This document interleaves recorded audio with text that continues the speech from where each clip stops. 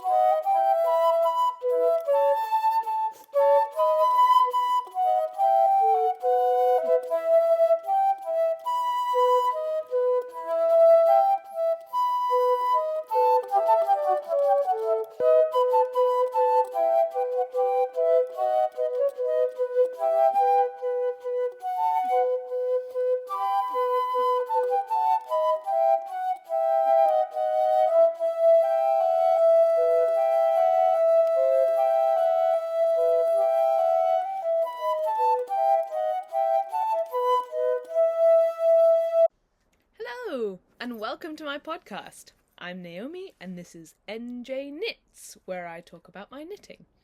I realise I've never said this on here, but the reason it's NJ is because my name is Naomi Joy. Little fun fact for you. So anyway, welcome back. It's been a whole month. Yes, a whole month and even a few days.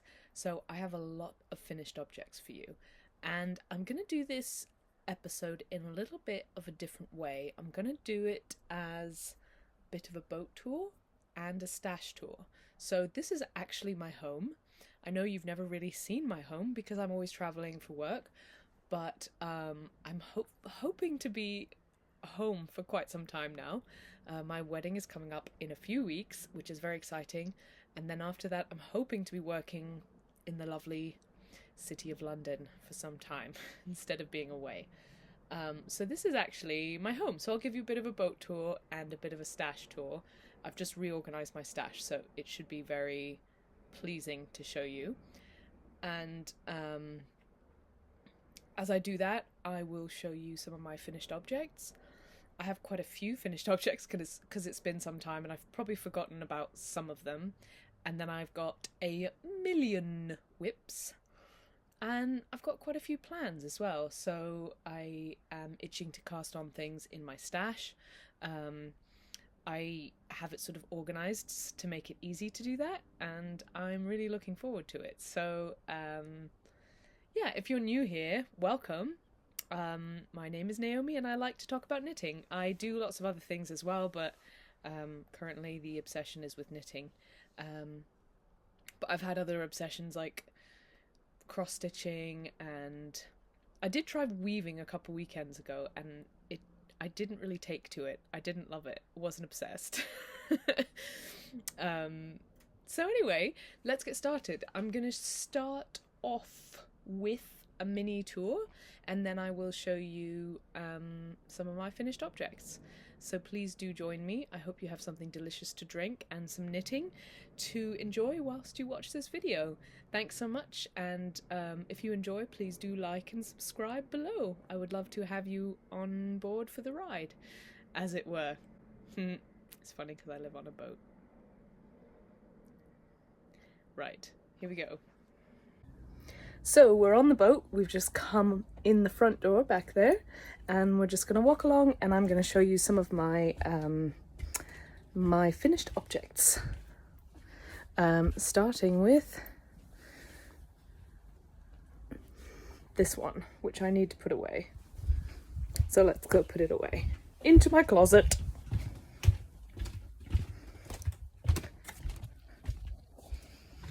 So that's just a little dress I got for my hand do. So let me show you this finished object. It is the Miles shirt jacket by Ozetta, and it is going to be for our honeymoon. So I'm really looking forward to, we're going to Finland, to the Arctic Circle, to a place called Ivalo, and I'm making 2 Miles shirt jackets for that trip as a kind of, I don't know, as a little knitted item for our honeymoon, for our wedding, because there's not really going to be anything knitted at the wedding. So this is mine. I did it in the original yarn, in the same yarn that the designer used, and the same colorway, which is, I think, light grey. The sleeves turned out quite long. I just followed the pattern, and I think they blocked out. They grew in the blocking because they were kind of perfect length when I made them. I used these buttons. I got them on eBay. They are from olive wood. And yeah, I'm really happy with it. It's very cozy, it's warm, it's light for a big coat, and it's a really lovely item. So I'm working on the second one for my partner, which I'm doing in Flute. This is a double folded collar, and so it kind of doesn't, it sort of stands up, but not really, because there's no button at the top to make it stand up.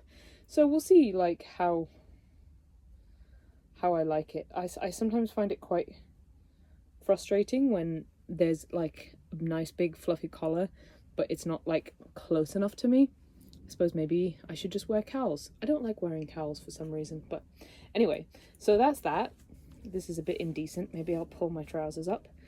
Yeah, my Miles shirt jacket. I will now take it off. This is done here with short row shaping, and it says in the pattern that it blocks out it because it's quite flippy when you first make it, and it really does block out.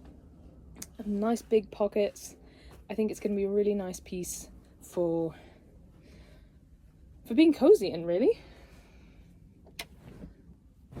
I'm just gonna try and find a place to put it, because let me show you my closet.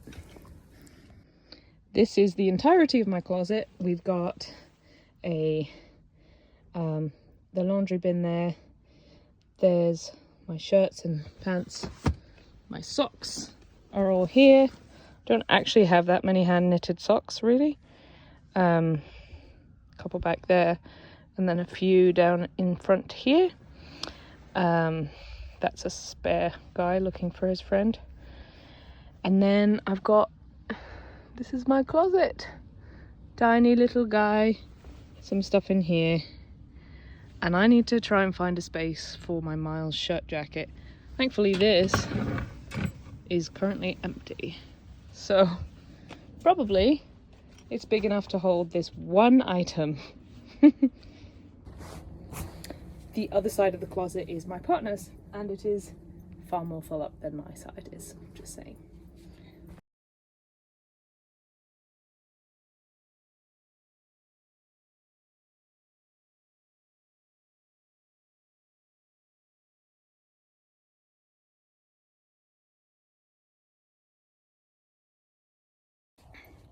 Okay, I will show you my other finished object. If you follow me on Instagram, which is @NaomiJoyKnits, you will have seen me post about this, but it is my Lydia top 2.0. So this is my basket of camis, basically. There's only one other knitted cami in there at the moment. I did this in, oh sorry, this is the wrong way around. I did this in Summer in Cashmere, which is 10% cashmere and 90% cotton, and it's from BC Garn. And I think it's really pretty, but I will admit I kind of think it's prettier as a top than it is actually on the body. I don't love the way the top bit fits me.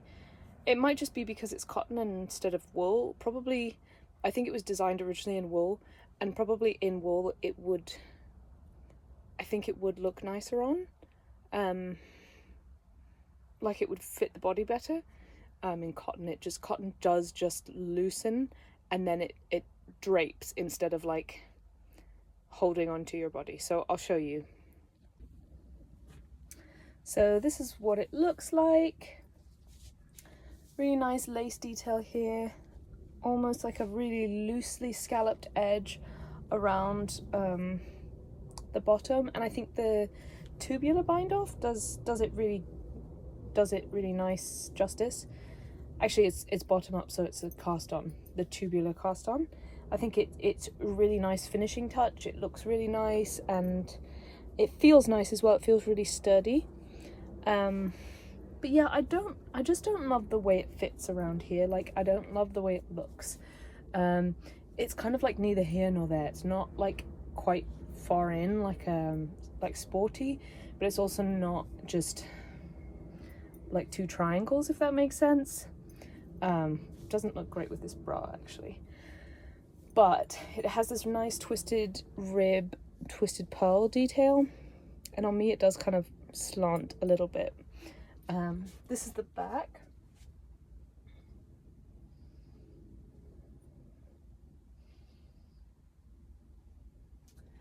So it has a really deep V at the back, which is cool, and I thought it would really look nice as a V-neck front, but I'll show you, it's a little bit so-so.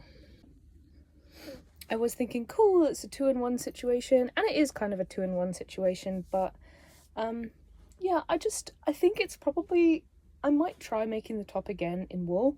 I think it just would be better in wool, like it would just be a better fabric. And maybe like knitting for olive cotton merino, where it's got some merino and some cotton instead of mostly cotton. This is 90% cotton. It's just sort of like frumpy a little bit, I find.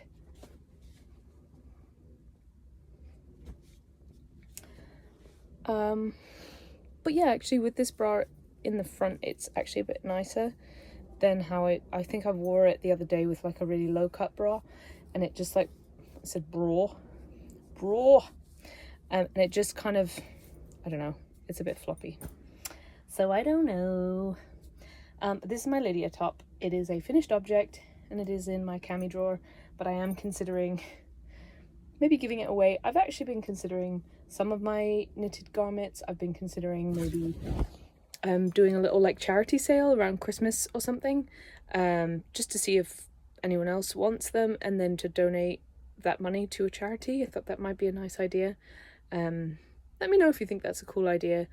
I don't know if like knitters would want to buy other knitted garments, but I just, when I see hand knit things in charity shops, I feel bad for whoever made them, because like I feel like you want someone to have it who's gonna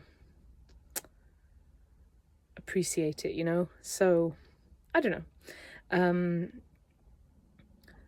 So yeah, let me know if you think that's a cool idea. I don't know, maybe knitters would buy them for friends that they don't have time to knit for, or maybe knitters would just tell friends who might want to buy things that are hand knit.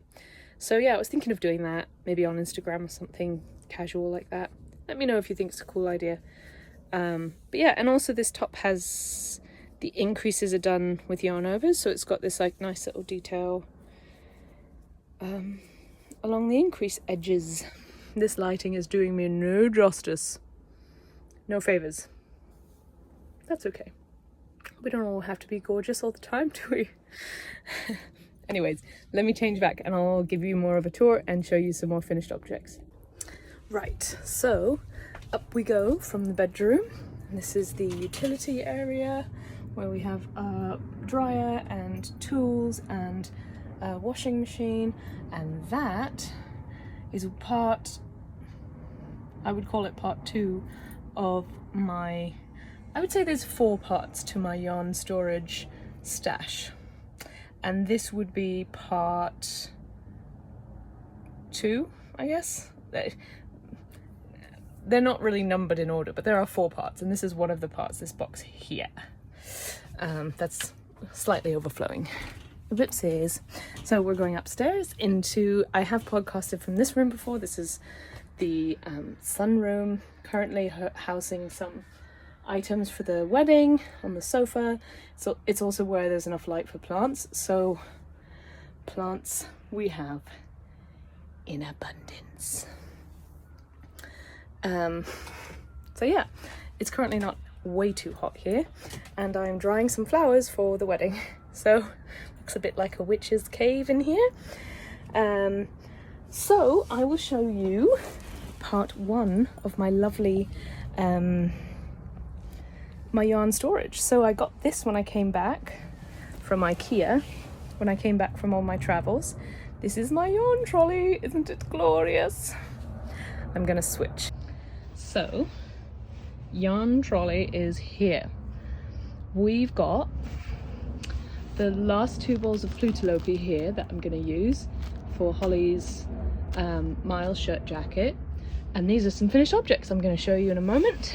And then it's not really that organized. I've got sweater quantities down there. There's 3 sweater quantities. Then some random bits of like cotton and linen. And then here is just some like hanks. A lot of these are from that Goodwill haul. I do have one that I got in Portland, which I'll probably show you because I haven't shown you my acquisitions from Portland. But a lot of these are from that Goodwill yarn haul, which if you've watched before, you've seen. That's hand knit. These are my sock blockers.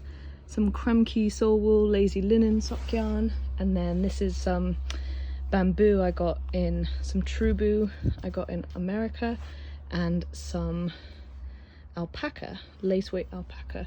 So this is where I keep all the yarn that doesn't necessarily have a project. I figured it was better to carry on with, you can see my face and my mouth. So yeah, this is where I keep all my yarn that doesn't actually have a project yet. And then my sock yarn is in this little basket down here, which I crocheted from some garden twine. And this is my sock yarn collection. Yeah.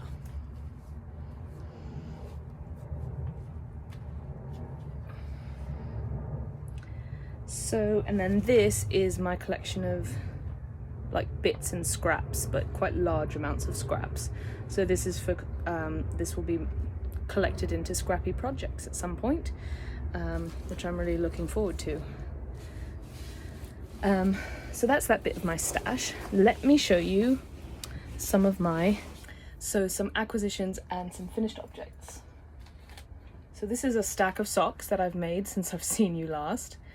I'll do it in chronological order of what I've finished. So I finished these first, and these I got the yarn in a charity shop in Oregon, and it was 2 balls about that big of what looked like sock yarn, balled up really tightly. So they were very dense, and I knew there was quite a lot of yarn in them, but they were literally like that big. And I was like, I'm gonna try and make some ankle socks with these. And they were 2 balls, and I thought they were probably about the same amount, and they were scraps from someone's socks. So I did toe up because I wanted to use all the yarn, and I did 2 at a time. And I ended up with a lot more than an ankle sock. I ended up with like a normal sized sock basically. And this is, I mean, there was nothing that said what it was, but it's definitely like a cotton viscose blend, just by feel. There's no wool in it as far as I can tell. The colors are lovely. I really enjoyed doing this.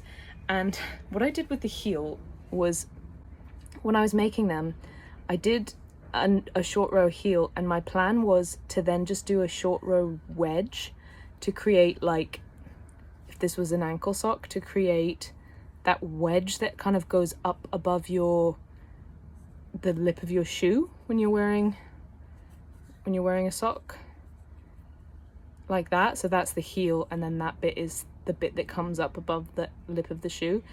But then after I'd done it, I realized I had much more, so I just kept going.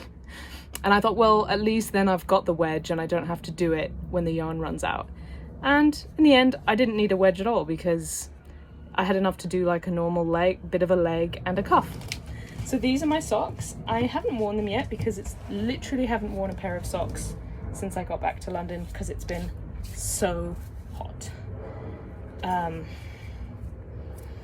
So hot. These socks have a bit of a history to them. I was working on my friend's socks, which I finished, and I think I spoke about them in the last episode. I finished, gave to him, and I was working on those, and I'd finished those, so I had these socks on the go, and I brought them on a rafting trip with my friend, who then... So they're really cool socks. I really, really like them. I love the colours, I love the colourway, and they fit really well. The interesting thing is the thing that I had meant to be like the wedge is now kind of just part of the heel. So that kind of inspired me, and they actually stay quite tight for being like non-wool. Might be because I did them on quite a small gauge. And they're really quite stretchy, so I don't know what the yarn is, but it's great yarn. I really, really like it. Too bad I had no idea what the yarn was when I got it, because it was just scraps. I got the yarn for 25 cents, and there's no pattern for these, they're just toe-up socks. So this is a budget knit of 25 cents it costs to make these. They're not matching. I wasn't really planning for them to be, but the interesting thing is that they're opposite, because one was wound one direction and one was wound the other direction, if that makes sense. So like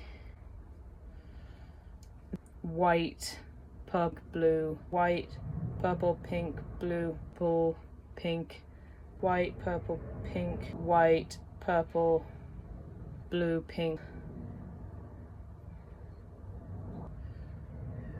Where is the repeat? I actually don't know where the repeat is. Where is a pink surrounded by blue?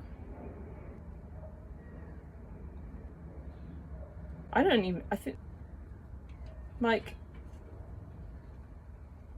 there's a pink surrounding a blue. I don't see that over here. Oh, maybe it's in the heel. A pink surrounding a blue. Oh, maybe that's there.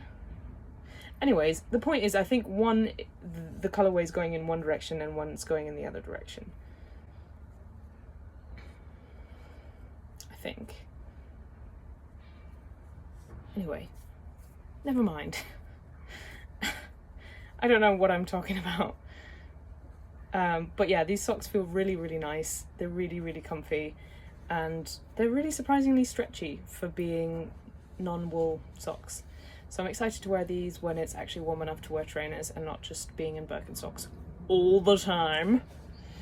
Oh, the story behind these was I knit most of them. I knit them partially on a raft trip, but then I basically knit the whole of these socks in the hospital with my friend who broke her leg in the wilderness, and I had to do a wilderness splint on her leg, and she had to ride in a powerboat for 30 minutes and then get airlifted out of the wilderness to the hospital because she broke her leg in two bones very, very badly, almost got through the skin. So yeah, these socks got me through a very stressful time because I had them with me, luckily. The next pair I made out of, this is the rest of the yarn. This is Socks That Rock, I think. Socks That Rock. I showed this on a previous podcast where I showed you a really good Goodwill haul, and that's what this is. So I'll grab up the information from that. What I thought was really nice about this is just superwash merino, but I thought it's really plush and bouncy, this wool. It says it's DK, but it's certainly worsted as far as I can tell. Like it's quite thick. But I decided just to make a thick pair of socks because why not? So I did. And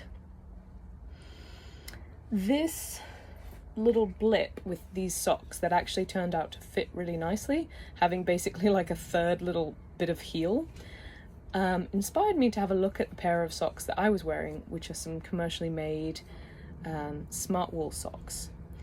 And I made a discovery. Now, this is probably not a new discovery, but I was very excited about it. My smart wool socks I don't know where they are, otherwise I would show you, but they're a short row heel, and most of the time with commercial socks they're short row heels. However, the heel, when you look at a short row heel, like if you ignore my extra short row piece here, this is a short row heel. So you have this line where the short rows are. Now this heel had a forked short row tongue, basically. Instead of just a single line like you have here, it had a single line and a fork with another little mini line that came like out here. So it essentially just widened out the middle bit of the heel without making, it just widened out a little middle bit of this heel. And I was like, that's so cool. I want to try and work out how to do that. How do you make a little forked tongue on your short row heel? And essentially all you do is you do a normal short row heel, and when you're starting to come back along the short rows, you just pretend like you're doing normal, and then once you're a few stitches back the way, then you go, actually never mind, and you start making short rows again. And you come out, and then you come back all the way. That probably doesn't make any sense, but I did that on these socks. So these are socks I made from Socks That Rock wool, and it's actually quite difficult to see, but I'll try and show you because of this wool, I think. But if you can see here, there's short rows here and short rows here, and then I came back and I did more short rows here. I came all the way back to the start, and that was what this sock had that I was looking at, this commercially made sock. And I also did do like a tiny gusset on my short row heels just because I find it fits better, but that's not really part of what I'm talking about. So it's just made a heel that's more space in this area. And I'm sure it's not a new concept. I'm sure people have done it before. I've never seen it before, and I'd only ever noticed it in this sock, but I was really excited to try it because I was like, oh, I figured out how to do something without following a pattern. I was really proud of myself. Just a new to me concept that I tried out and worked. A lot of people seem to feel like they know when socks fit well. I don't really feel like there's much of a difference. I feel like they either are fine or they're just fine. I don't know what I'm saying, actually. Never mind, ignore me. Sadly, I made these socks a little bit too short for me, so the heel doesn't sit right at the apex of my heel.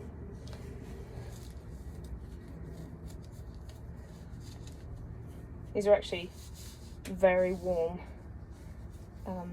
because they are very thick. But these are the socks with their funny little short row heel, and I probably didn't have enough stitches increased still here. Let me show you.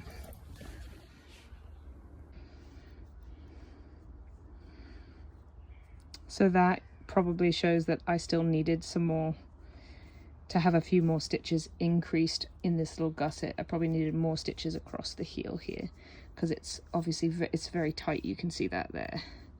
I did this little thing, I don't know why, I just did, just for fun, and I did a tiny little pearl blimp texture along the leg of the sock. So yeah. Oh, another thing I did with these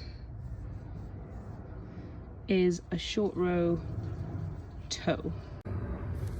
So the other interesting thing I did with these socks, I forgot entirely that I'd done this, but I did, this is another thing that the commercial sock I was looking at had done, and they had a short row toe.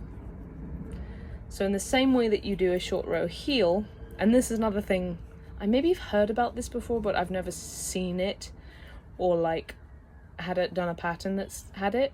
But you do a short row heel, as if you're doing a short row heel. And then, sorry, that's, yeah, basically the same way you do a heel. You leave half the stitches ignored, and you do a short row heel. And then, when you finish the short row heel, you graft the stitches together. And that creates a slight variation on a wedge toe, I guess. It's not quite as wedgy as a wedge toe. But it was what the commercial sock I'd seen had done, and I thought, that's an interesting technique. Let me try it. I think it creates these strange little folded wings, but I'm not entirely sure why that is. I'm not entirely sure if it's because I've done the technique wrong, or if it's because that's what happens when you do this kind of a technique. They're kind of like worse versions of the little dog ears you get on the edge of a toe, except they're here instead of here. So it might be a better technique if you don't like those dog ears being like right at the tips of your toes. They're kind of down here. So yeah, it was an interesting technique. I think I'll try it again and see if I can like get these blips to go away a bit more. This is just looking funny because it's like in the light and it's just like very protrusive. So yeah, this sock was mostly done like on the go. I wasn't focused too hard on it, even though I was doing lots of different techniques. So it's not the best sock in the world, but it's comfy enough and soft and thick. So yeah, another pair of socks. And then the final pair I made for Holly with West Yorkshire Spinners Signature 4-ply DK, and it is a pair of Pride socks for her. She did not wear around Pride because it has been far too hot for that. But yeah, she bought me this yarn, wanted a pair of rainbow socks, so I made them for her. I used a pattern for these called, I think it's called Simply Vanilla, or Vanilla is the New Black. I wanted to use it because it has a really interesting heel construction. You basically increase to make like a triangular heel situation, and then you do a heel turn and then gusset. It creates, I guess it's probably most similar to a heel flap and gusset, but it's very, very different. Basically, instead of creating a heel flap and then picking up the stitches and doing a gusset, you're creating the gusset, I guess, by increasing the stitches of the heel flap and then decreasing. I don't know, check it out. It's a paid for pattern, so I don't want to like give away exactly how it's done, but it's an interesting technique. It's a different heel that I hadn't tried before, and I did it. I did my normal toe, which is a combination, it's basically a very short rounded toe with grafting for about the last 8 or 10 stitches. So I don't do a full rounded toe, I make it very short and sweet, and then I do the grafting. I had to redo this because I made it originally too short, and then it wasn't long enough for Holly's foot, but then I did it. They were really quick to make because they're DK. But yeah, that's what they look like, and I'm pretty happy with them. The yarn was really fun and, like I said, really quick to work with, and it was not made for you to pull from the inside of the ball, because this rainbow goes in the opposite direction. It was really dyed for you to pull it from the outside, and I almost never do that when yarn is like this shape. I never pull from the outside, I always pull from the inside.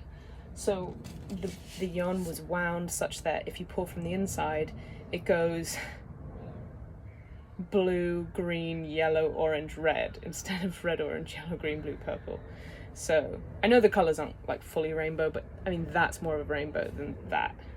You know, it's funny how like the direction makes a difference. Red, orange, yellow, green, blue, and blue. That doesn't look like a rainbow anymore. It just looks like some colours. But it's a rainbow this way. I don't know. Anyway, they're actually quite long. And I have a little bit left over, which I will show you in my whips section, which is coming up. So now I've shown you these, I can take them off my yarn trolley and I can maybe do something else with the yarn. Oh look, the tag's still in here, so I can show you what this wool is, actually. So it is Socks That Rock, 100% superwash merino, so there's no nylon in this. Heavy weight, approximately 350 yards for 7 ounces. The colourway is henpecked.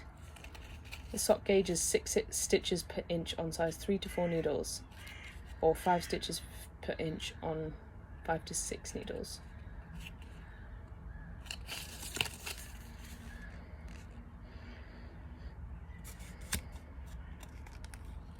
And this is from Blue Moon Fibre Arts.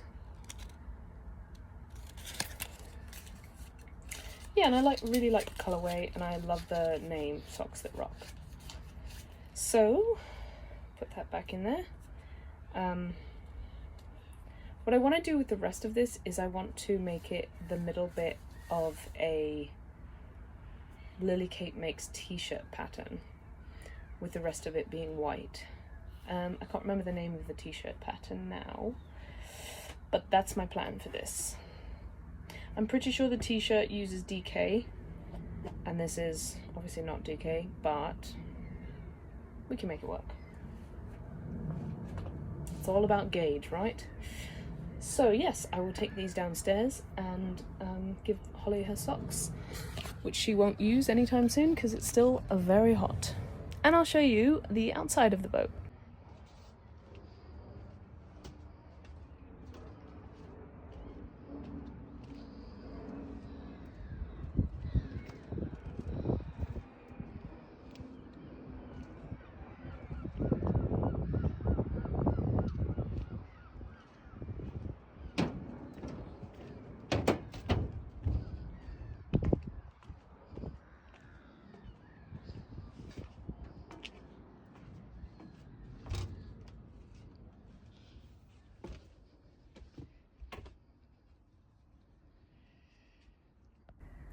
So I've shown you the box in the utility room that has yarn in sweaters quantities that already has a plan, and it's in project bags waiting to be cast on.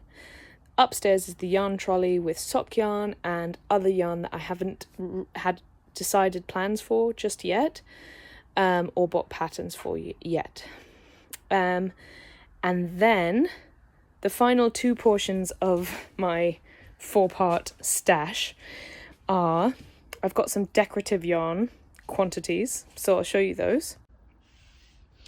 So this is the first one. It's not quite as decorative anymore because there's some leftovers that are just kind of sitting there, but it was sort of decorative with my ammonite. And this is the actually reading bookshelf. I just got this book and this book this weekend. I'm excited to read. And that's my partner's side of the shelf, and that's my language book. And then over here is my other basket of decorative Knitting for Olive yarn.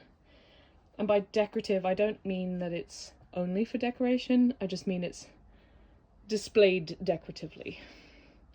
And the final piece, this is my sewing machine, the final piece of my 4-part yarn collection is here. And this is all of my whips. And this is also the drinks cabinet. Whips, drinks, whips, drinks, whips, drinks, whips, drinks, more drinks. Right, I'm going to stop being silly.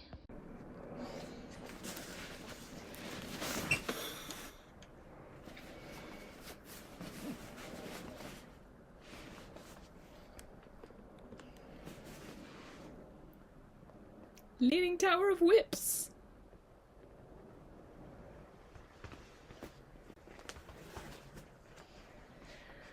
Right, so I hope you enjoyed that little tour, and Now it's time to sit down, get cozy, relax, and enjoy some whips. I have a lot of them. The first one I'll show you leads on from my last finished object that I showed you.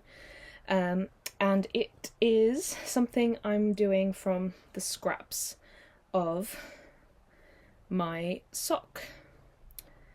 So this was the very last of the scraps from my West Yorkshire Spinners signature 4-ply DK sock yarn.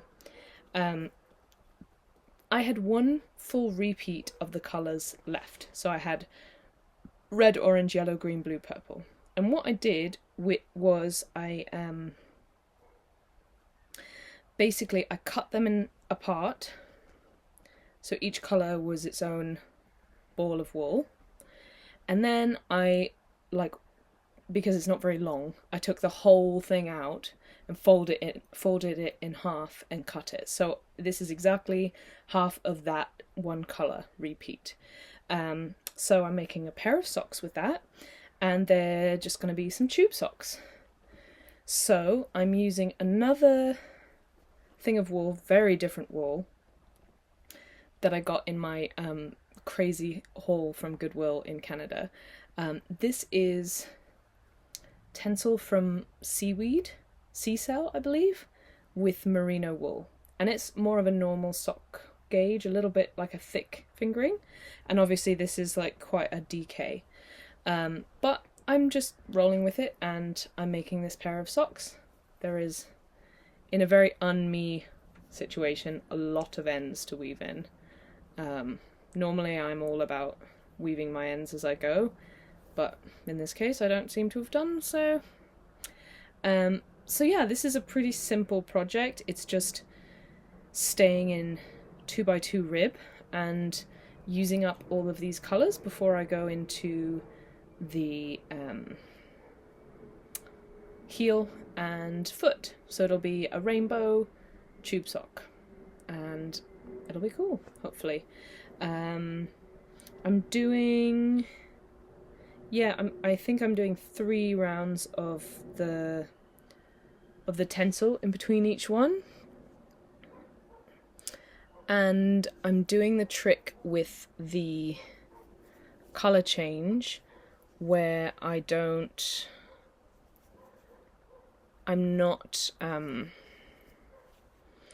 it changes colour, I'm not working in rib, I'm working in stockinette.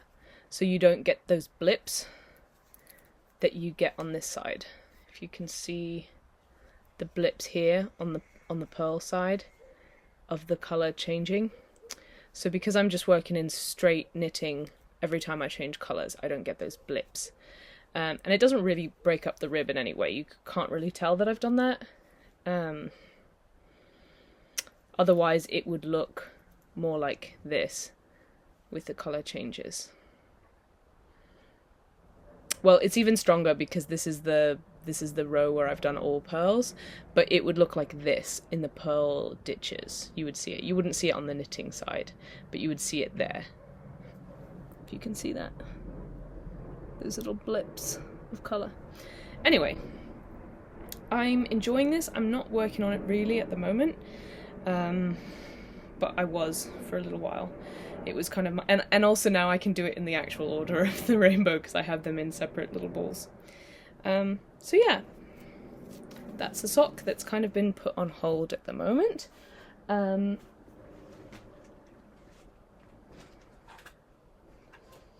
My other whips.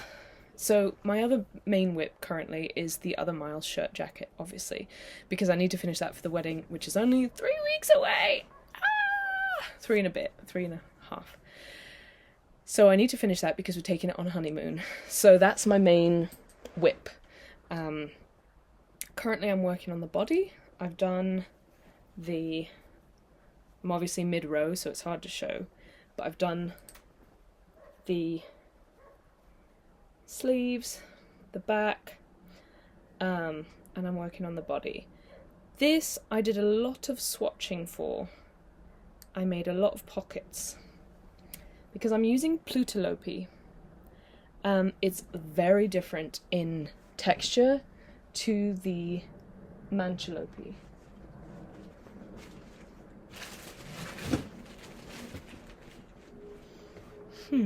Where are my swatches?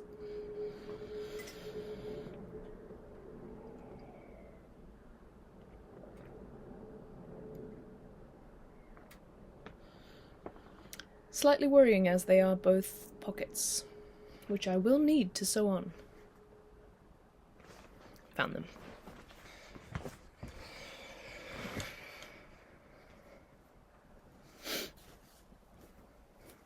So, bag O swatches, again in a Lucy and Yak bag, which you get when you order a item from them. These little bags made of scraps, and they're just little drawstring bags. They're basically always my project bags for things.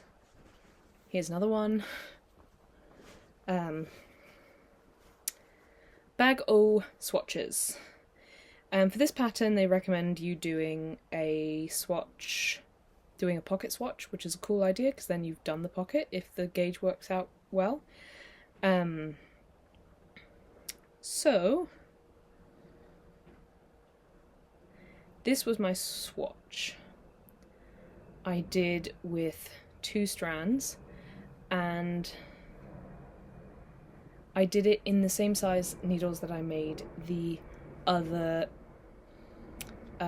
Miles shirt jacket. I did that I went down 2 needle sizes, so it calls for a 6mm needle. I did it in 5mm needles. So I did this in 5mm needles because they're both unspun yarns, and I'll show you the difference. So with the Mancholope, it comes into, this is my last ball, so I'm left over with a fair amount. It comes with 2 strands, like wound like in the plate, basically. This is 2 strands of pencil roving. But the strands are very airy and light. There's a lot of air in them, and fluffy. They're not bulky. So this is like really soft and fluffy. So Plutelope comes only in a single strand, and I think it has maybe a bit more spinning oil on it, but it's also much denser. And yeah, I wouldn't say it's thicker, but it's denser. So it feels like there's more stuff for each bit of space that you have, versus this is more marshmallowy. There's less stuff for each bit of space, if that makes any sense. So this is 2 strands, this is 1 strand. It's much denser than this. So I thought first that I would do it with 1 strand maybe, because I did my gauge swatch with 2 strands, and it was really, really big. So this was with 2 strands, it was too big. I wasn't on the same gauge that I was on when I made this one, and this one turned out perfectly. So this is what it looked like when I used the recommended needles. It was far too big and really like quite see-through. You can't really tell because I don't.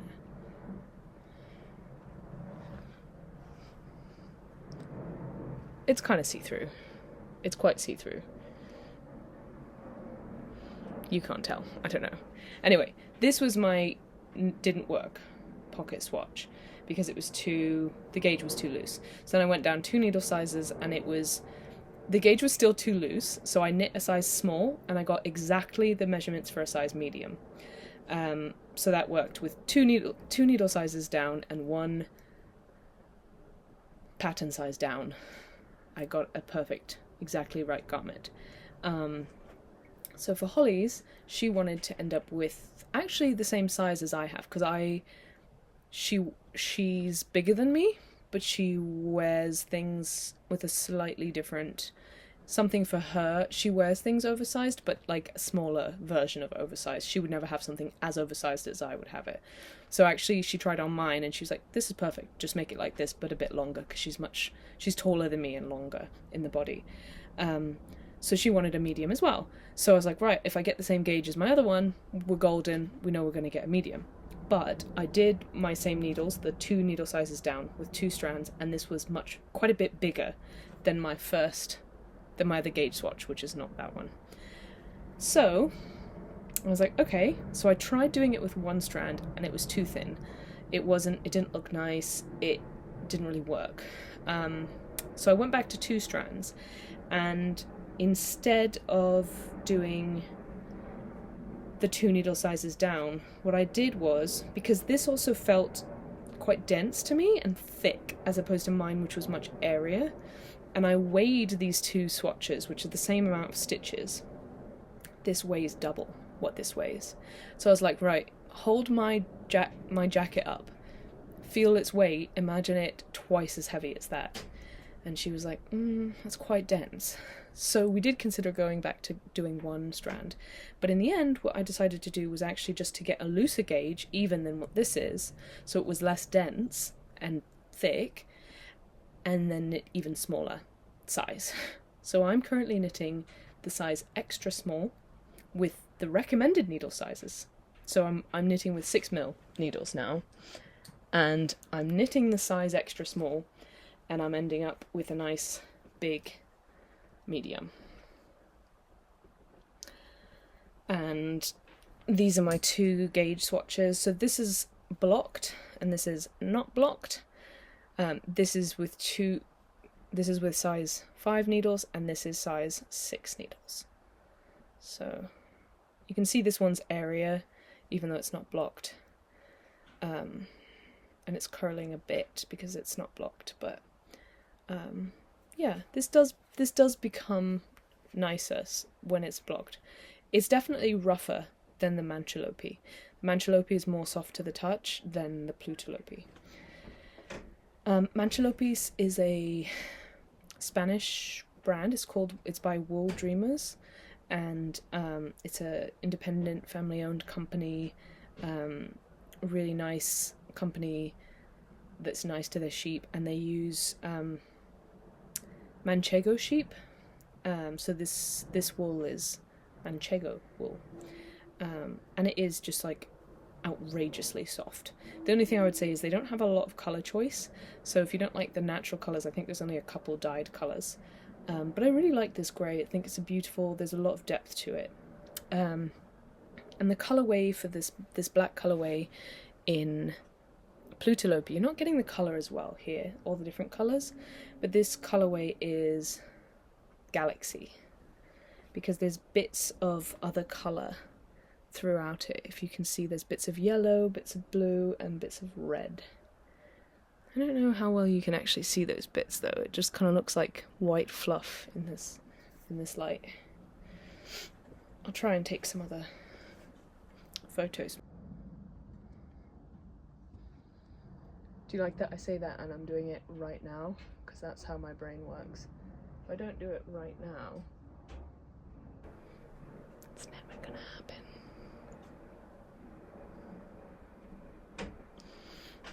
Right, that's some B-roll for you. You saw me doing it live.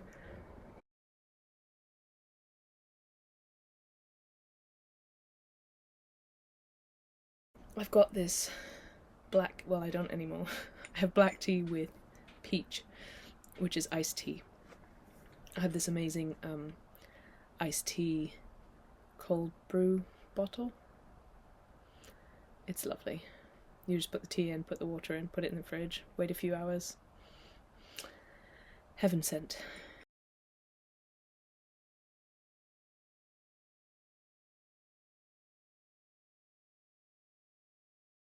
Heaven sent. Right, we have a whole stack of whips, folks. And we have got through 2. Well, the big ones anyway.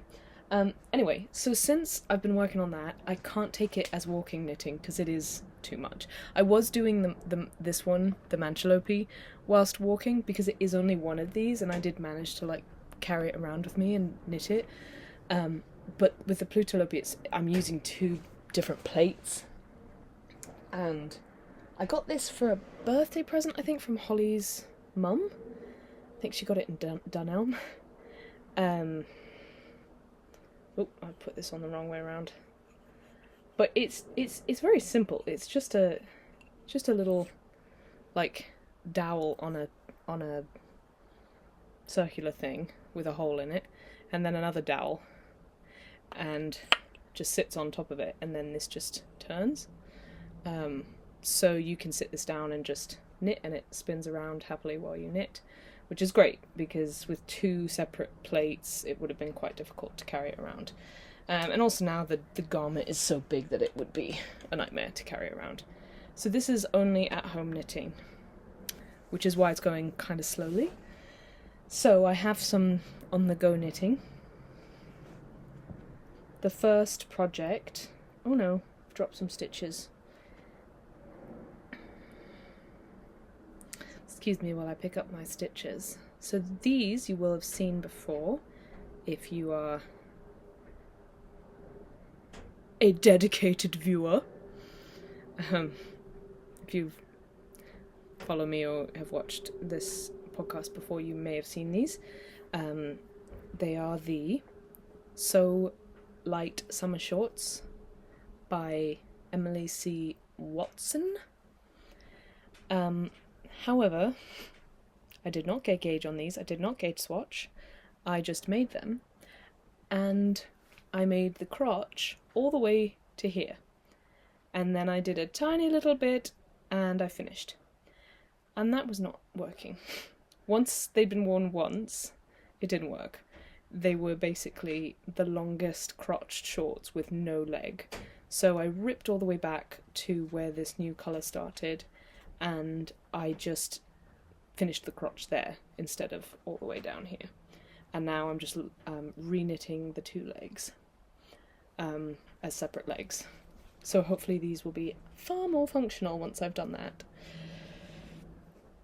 It's a very, very simple pattern. There's no hand holding and not a lot of detail in how it's done. There's no gusset.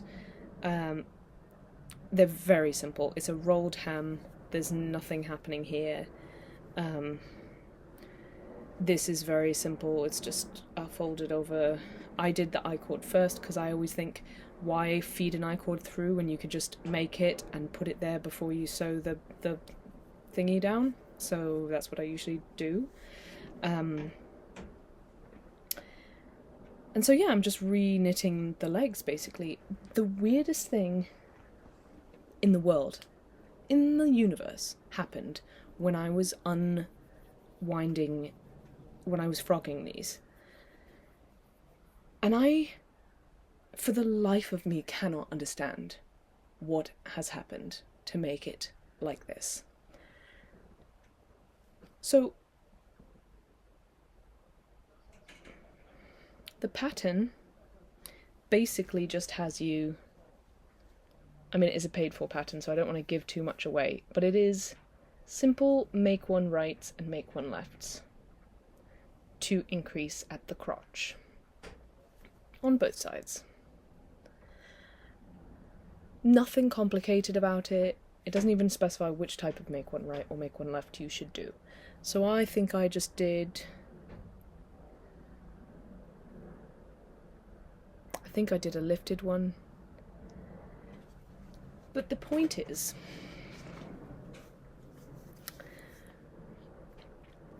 I was saying this to Holly, when you knit, little lesson on what knitting is, because I'm sure you need it.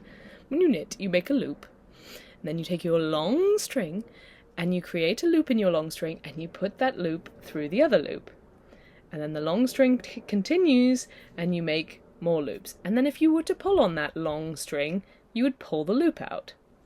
Now, when I was frogging these, and every time I got to the crotch, instead of having a long string with a loop through the previous loop, I had this.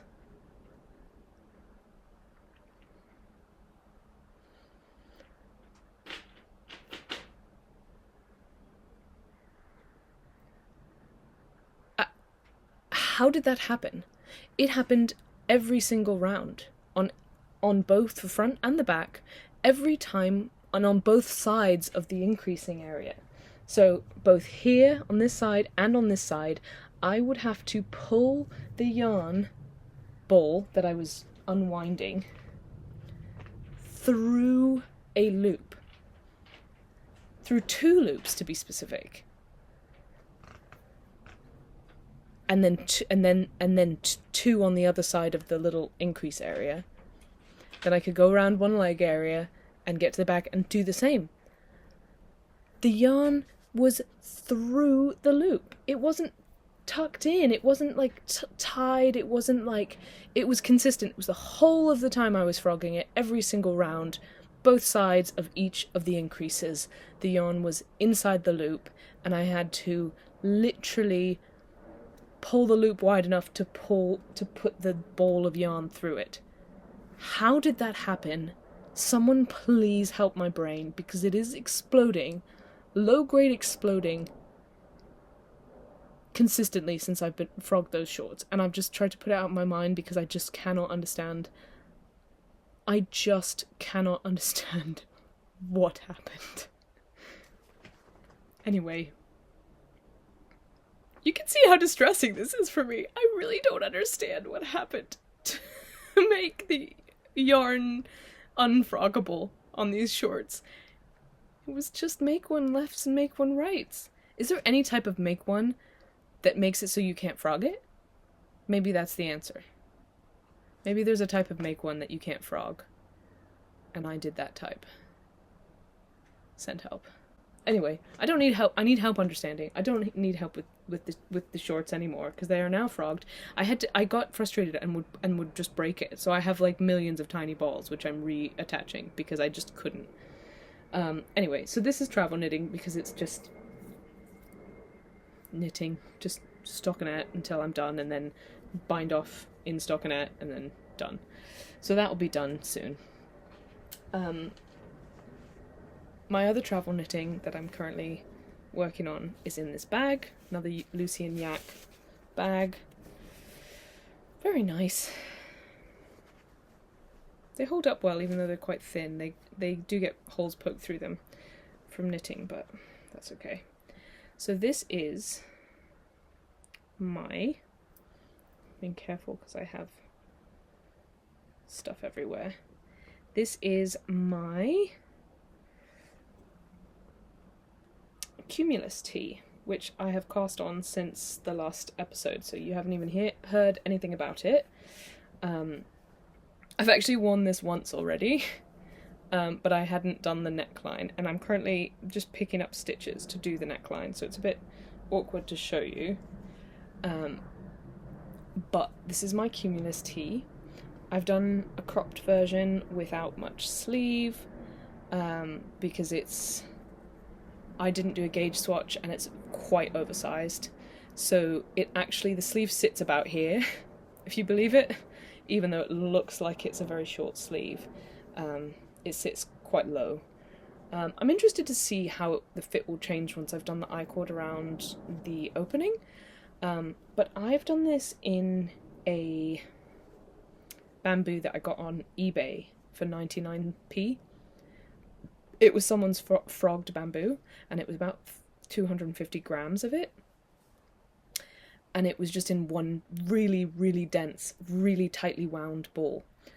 And it had been sitting in my stash for ages, and I'd been wanting to make like a white Cumulus tee for quite a long time, and I kept looking at Knitting for Olive, and my partner and I went to Beautiful Knitters, which is a wonderful shop in London, and we were looking at the pure silk, and I was trying to decide a colour, and then I finally decided one, and then they didn't have that colour in stock. So I was like, you know what, I can just try it with bamboo, because it's got a lot of similar qualities to silk. So I'm quite happy with it, as it is currently, because the gauge is off and it's quite big, oversized. It definitely is wide in its low neckline, so it's a bit, my partner calls it a bit nip slippy, but I think once it's got the I-cord on it, it will tighten up. And it will probably bring the shoulders this way a little bit, which will make the sleeve a little bit shorter, but that'll be okay, I think. So that's that. I'm knitting it in the recommended needles. and I'm doing the I-cord in the recommended needles. One thing I will say about the top is that Petite Knit has you decrease when you do the I-cord on the sleeves and on the body, and she says it's to make it not flip. And she also has you do the I-cord in smaller needles. So I think the top is knit in 3mm and the I-cord is done in 2.5mm. If I'm right. The I-cord is definitely recommended in 2.5, and I think the top is done in 3. So that, and again, the way she's designed it, the sleeve falls about like almost to your to here, and she has you do some decreases before you do the sleeve, but I never find an I-cord very stretchy at all, and decreasing and doing it in smaller needles, I've got pretty big upper arms. Like, I don't have like small upper arms. I'll say that much. Even though my chest is fairly small. Oh no, my chest is quite big, but I don't know. I don't have huge shoulders. Upper chest is... I don't know what I'm saying. My point is that I think I have disproportionately large upper arms to what sizes I usually make for myself. And this only barely is comfortable if I stretch it out. If I don't stretch it out, it's a little bit uncomfortable because it's a little bit tight around here, which I really don't like. So I would say if you have bigger upper arms, maybe change the decrease rate to be less, if that makes sense. Do the decrease after more stitches than she recommends, so that it still pulls it in a bit. I don't really understand the thing she's worrying about that she's doing this thing to avoid, because I've done I-cord edges before and they don't do anything weird. Like, I don't know what it means by rolling up. But I don't know, I tend to like to just do things the way they're designed at first, just because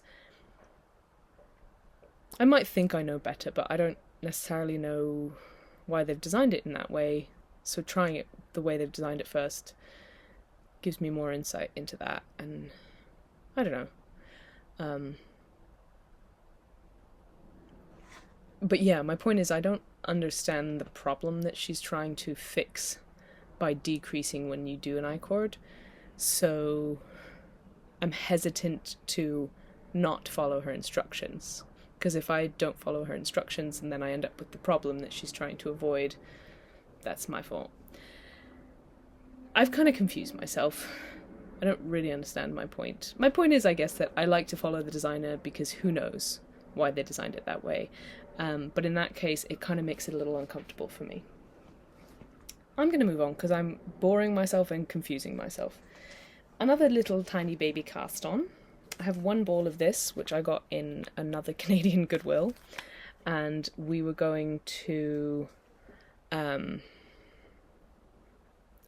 Dirty Dancing, Secret Cinema, which was amazing, and I needed some small knitting. My partner wouldn't let me bring my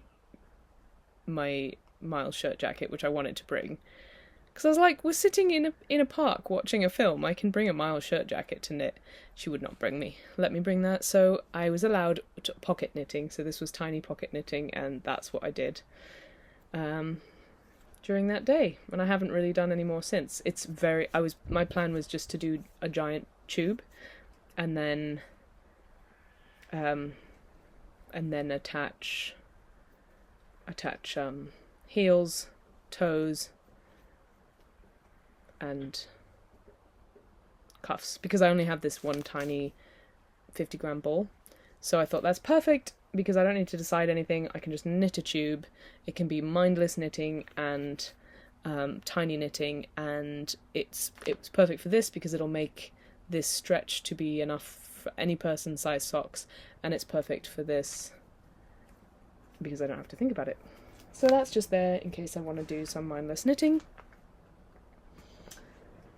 And my final slightly mindless project is my thin air tea, which I got out again when Lily from Lily Kate Makes came round to visit with the lovely, lovely what was I saying? So Lily from Lily Kate Makes and the lovely anyway, Lily from Lily Kate Makes and Kyliana from Brazen Vice came over to see me, and I got this out because I wanted to have some easy knitting, and I was on the body of this, and yeah, so I'm finishing up my second ball of this wool. I only have one ball left, and then half a ball, which is currently on a second one of these teas, which I failed to do the increases correctly for. So I bought 4 balls of this wool, which is Brooklyn Tweed Veil, in the colour I forgot. I got 4 balls. I've done basically 2 for the body of this. I've got half a ball on the body of a not finished one of these, which I'm going to make as a t-shirt, and I've got one that I need to skein up. So this I kind of have as like mindless knitting, where I can work on the ribbing until this runs out, and then it's done because I need to skein up the other ball. So yeah, love this top. Not a lot more to say about it just yet, because it won't be finished probably for a while. Because let's be honest, girl isn't going to be skinning that up particularly soon. These are the other balls from the frogging of the shorts. Nightmare. Complete nightmare. I just don't understand.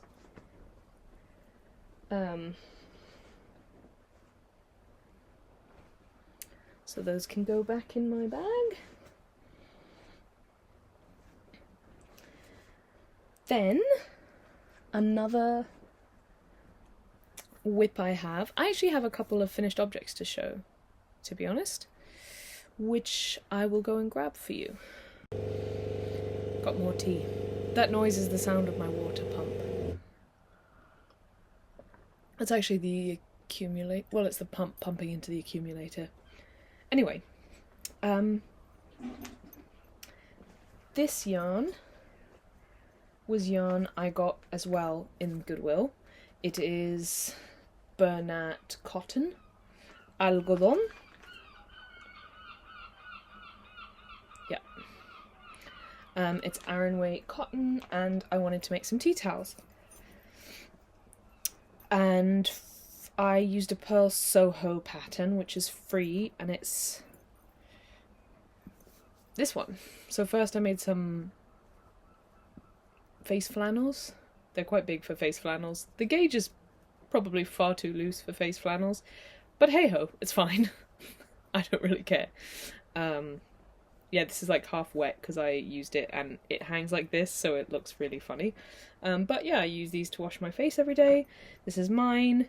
This one is Holly's. It's much drier. I don't think she uses it as frequently as I do. Hers looks a bit like a Z because I ran out of wool and I made it different colours. So yeah, you can kind of like change the colour, but you do this and then... Actually, I kind of forget how you do it. Anyway, so I've got those two, and then those are finished, and then my whip is... I've got this one on the go. What's happening here? I don't know. This one I finished with one colour, and then I was doing these two, and I finished that colour, so now I'm just doing this colour until it finishes, I think, and I'll have enough for one more something with this and this, which will probably be another tea towel. So yeah, that's a whip. I've kind of left it for now. It's just sat around. It wouldn't take me long to finish it I just haven't yet. It is in another finished object. So this is something I made up. It's a little basket bag. So I've got this stuff called Nutscene, the name of the brand, and it's basically garden twine, but you can get really, really thick garden twine, which is this. And I used that combined with Wool and the Gang recycled t-shirts. I forget what it's called, but I had some left over in my stash from some other baskets I had made. And I just crocheted, and I crocheted around 3 or 4 twists of this. So I crocheted a circle, and then I basically just twisted like 4 times around some. That's interesting that that's on the outside and then it goes onto the inside, I guess. I don't know what I did to make that not happen. But anyways, I twisted like 4 times around the Nutscene stuff, so it was really thick, and then I just crocheted around it and basically just created this really thick, sturdy basket, and then I added these straps so that it could be basically like a walking around ball holder, so you can put 1 ball of wool and it will just like roll around inside of this. And it's quite cool, it works quite well, but at the moment this is working as like a project bag, and it's just holding this project in it. But yeah. So that's that.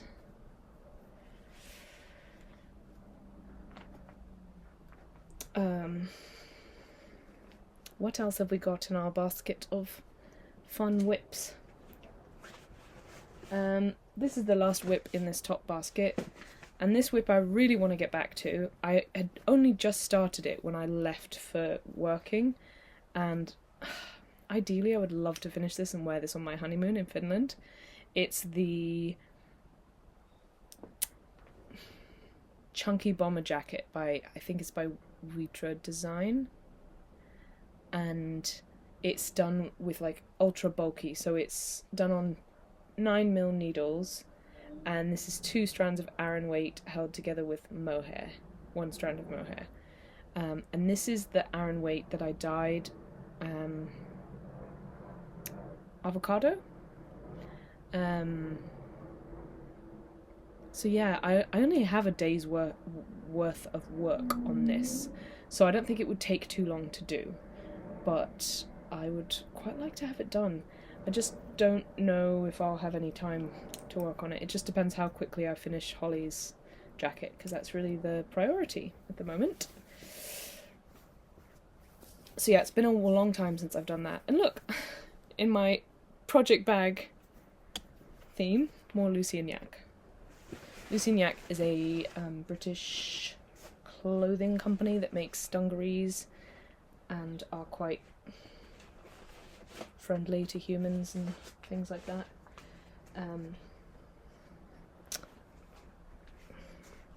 Putting my whips away. So that's the top box, which has stuff that's like could be more imminently done. And then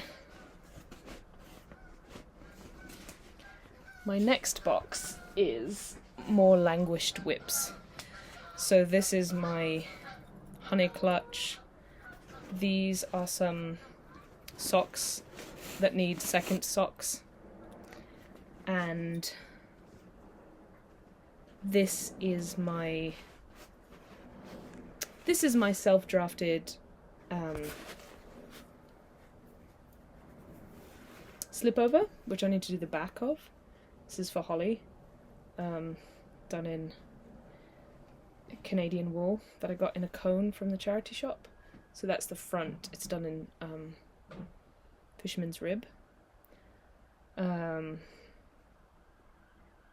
yeah, that's the front of it, and I need to do the back and then seam it and add the neckline and the arms, and it's going to be a slipover. So yeah, so that's waiting to be done. I'm actually looking forward to working on this. I do need to find where I put the pattern, which I wrote myself. So, and then the last thing is my Gibson ruffle blouse, which it will be sad when I actually finish this, because this whip has lasted the length of my podcasting career. It was a whip when I first started the podcast, and it is still a whip. My sister's coming for my wedding, so maybe we'll work on it together and finish it.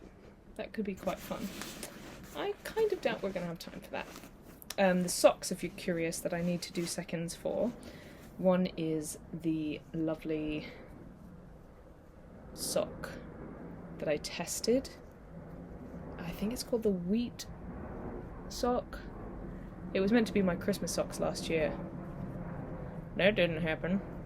It's done in Kremke sole wool, so the whitish bits are linen, and it uses linen instead of nylon, so it's wool and nylon. So yeah, I need to do the second one of those socks, and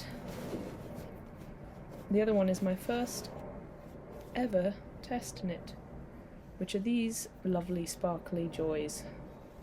These are the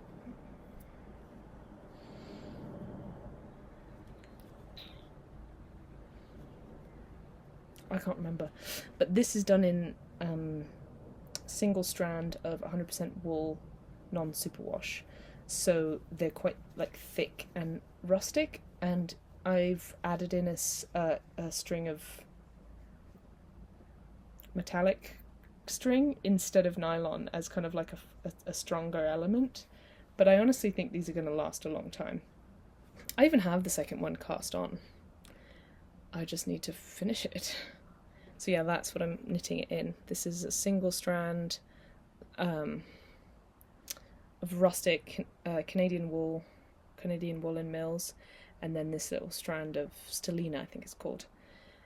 So yeah, I need to finish those. I'm really excited to have these socks, because they just feel amazing. They feel so, like, you can kind of tell they feel amazing, can't you? Just like from the image, like, just like look how like thick and rustic and just yummy this sock looks. It just looks yummy. Anyway, both these socks are beautiful and wonderful, and I really want to finish them, but it's just not happened.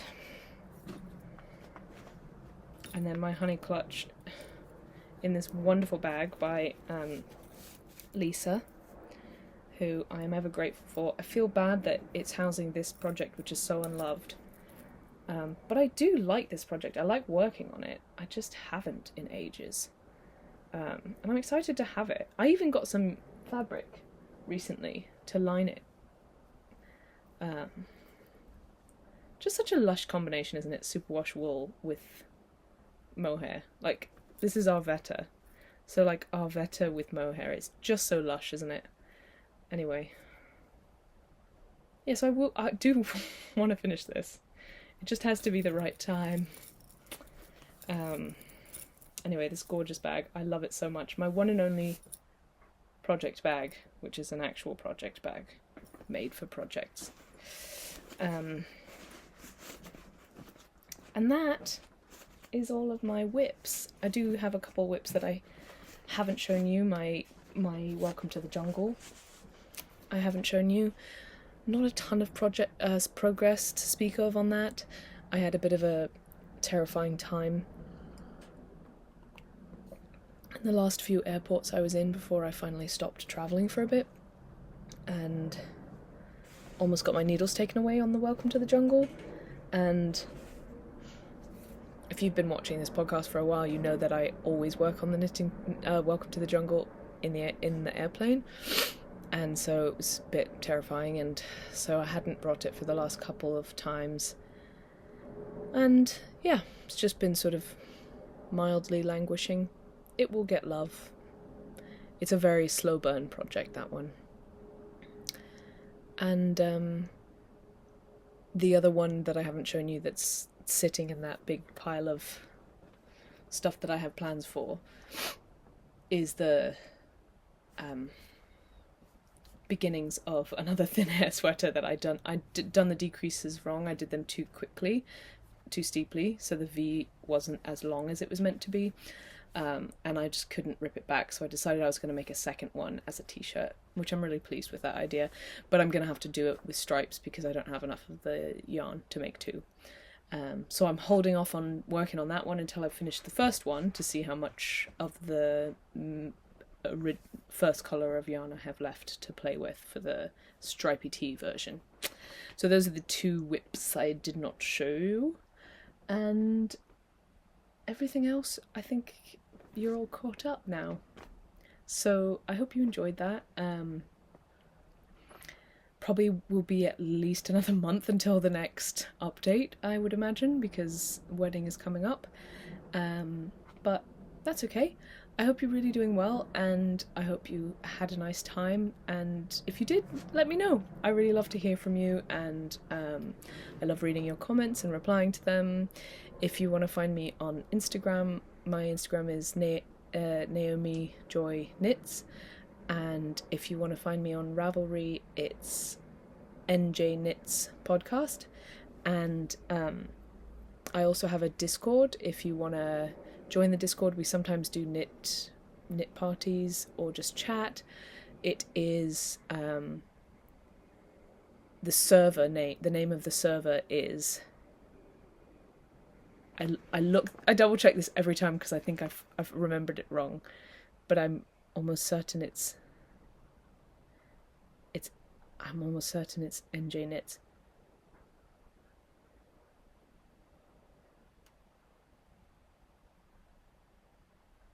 Yeah, NJ, capital N, capital J, space, knits. And that's the name of the server. So we can chat on there, you can share projects, we can, if people are around, you can have a little knit chat like in person, which I've done a couple of times. It's a very relaxed, casual space, but feel free to join. So until next time, happy knitting, knit fearlessly on, you can do it. And I will see you later. Maybe I will see you a married woman. Okay, see you later.